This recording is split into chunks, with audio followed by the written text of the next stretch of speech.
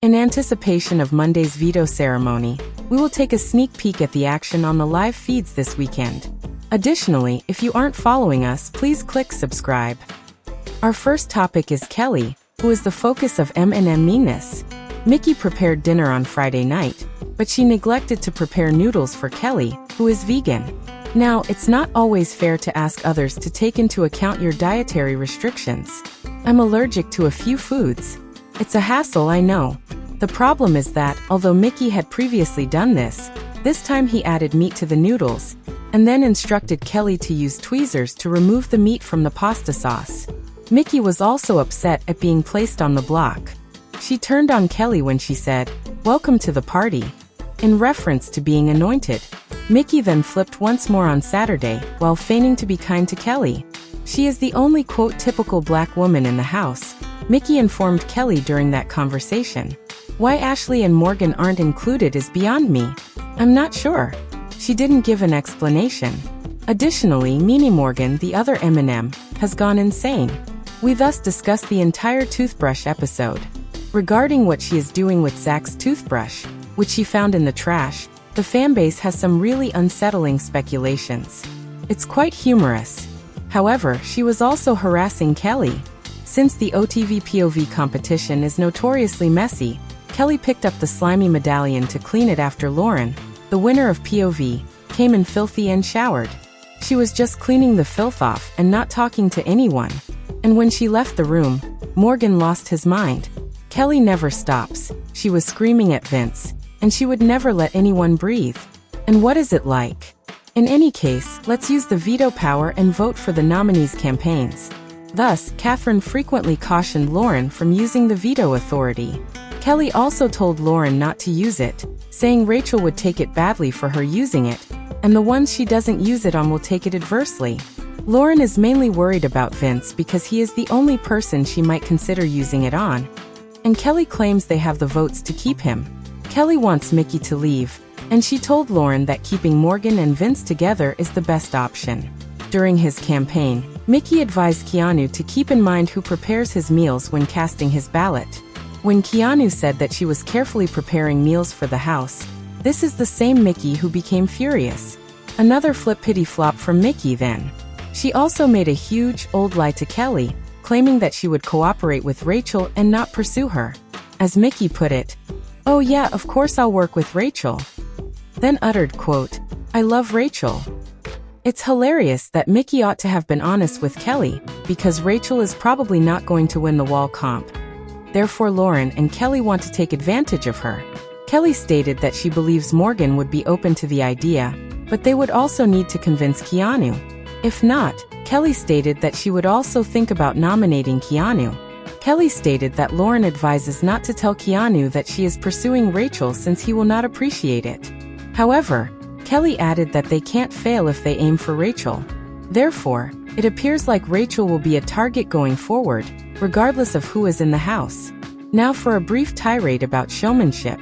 Later, when she revealed that Keanu had stated that the Showmances needed to be targeted, Mickey agitated Rylie, who responded that if he or Catherine went on the block, he would blow up the house. Rylie and Catherine must be nominated at some point, or they will simply breeze to the last two. And I believe he may mean that literally. Rylie might become a terrorist like Evil Dick, or Evil Dick wannabe, Josh Martinez of BB19, in my opinion. To be fair, both Josh and Evil Dick prevailed. Even though Evil Dick was the original pot-banging lunatic. Making the other house guests too afraid to nominate you is a tried and true, but poisonous tactic. Whoever puts Rylie and Catherine up might want to do it together. Make sure Rylie leaves. And get ready for a week filled with horror, tantrums and shock and awe. Keanu might accomplish it, in my opinion. Next up, Keanu was being taught a little BB 101 by Rachel. In essence, Rachel was attempting to advise Keanu on how to change his strategy in order to win BB 27. Rachel informed him that she was constantly being pursued, just like he was. She also claimed that they used to be much meaner. Keanu then chuckled and remarked, "Yeah, these people are soft." He also chuckled. According to Rachel, the reason she won BB 13 instead of losing BB 12 was because she stopped being careless. In addition, she attempted to counsel Keanu to refrain from saying things like, "I'm going to pick you off one by one." Jody, a BB superfan, posted one of my favorite tweets today, saying, "I want someone to ask Rachel what was harder, raising her kids or raising Keanu, when she leaves the BB house." We will now discuss whose nominee has lost her hold. Ashley stated that she would demand at least $50 for her cameo films during a conversation regarding post-season prospects. The videos are around a minute long and cost $50. Because she wants to be available to everyone, Rachel stated she charges $35 and won't raise it. She also claims that she frequently surprises people by bringing in Brendan. "Whether I'm paying $7.99 a month for Paramount Plus or watching CBS for free on my cable box, I really don't want to listen to Ashley talk. Why would anyone want to spend $50 to listen to her speak on Cameo? I'd give her $50 to avoid making a cameo." Not to mention, Catherine's family intervenes. It appears that Catherine's family is taking action to resolve the network issue after witnessing Rylie on the live broadcasts. Let me tell you about her family's actions.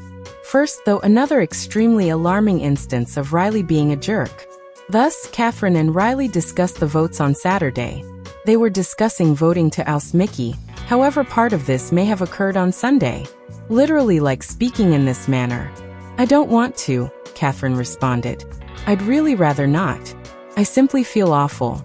Rylie then muttered something along the lines of, "Don't feel effing bad." According to Catherine, "I'm going to vote how I'm going to vote." Rylie then remarked, "Hey, watch your attitude." Catherine continued to mumble, "I'm not being obstinate. I swear." "It's your tone," Rylie retorts. "Your effing voice is it." "I apologize," Catherine says. "It's not a mindset." Even though she's whispering, she's being quite accommodating. Very accommodative. Rylie continues, "Stop yelling at me. Stop shouting at me." The entire talk was literally in whispers. Then it continued. According to Rylie, "You got a problem with me today." "No, not at all," says Kat. "It's just stress."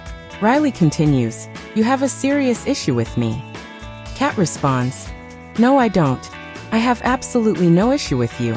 I really like you. I'm worried out, and you helped me relax." "Then take a seat," says Rylie. "Right now, what are you doing?" Because he wanted her where he wanted her, even though she had been leaning in to speak to him in a whisper. Listening to a brainwashed hostage attempt to prevent her kidnapper from making her reapply the lotion is like that. By the way, Catherine was the name of the girl in the pit on Silence of the Lambs. Now let's see what her family does. By the way, I received a rather lengthy comment from one of her aunts in the comments section. Just a few brief points. I won't read it all. She is Catherine's mother's sister, who died a year ago. According to her Aunt Heather, Catherine has had a really difficult year. I detest the entire circumstance. In the past, she saw her mother in a highly abusive position, tiptoeing around a very dangerous man. At this point, Catherine finds herself locked in a tight space and, in the worst-case scenario, damned if she does or does not. Note that this is a direct quote.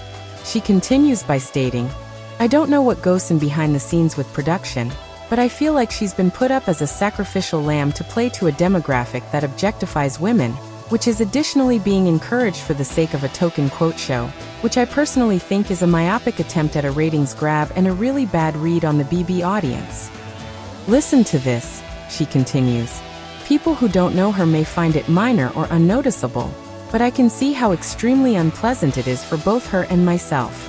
The stalkers find the women, not the other way around." Finish the quote. After that, Tracy, Catherine's aunt, put this online. "We've already gotten in touch with production, and she will be all right when she gets home," she stated. Catherine has a support system of friends and relatives who will care for her and defend her if needed. The actions people take to free a family member from a cult are thus reminiscent of Catherine's family posting. As a point of contrast, do you recall Jason Dent from BB19?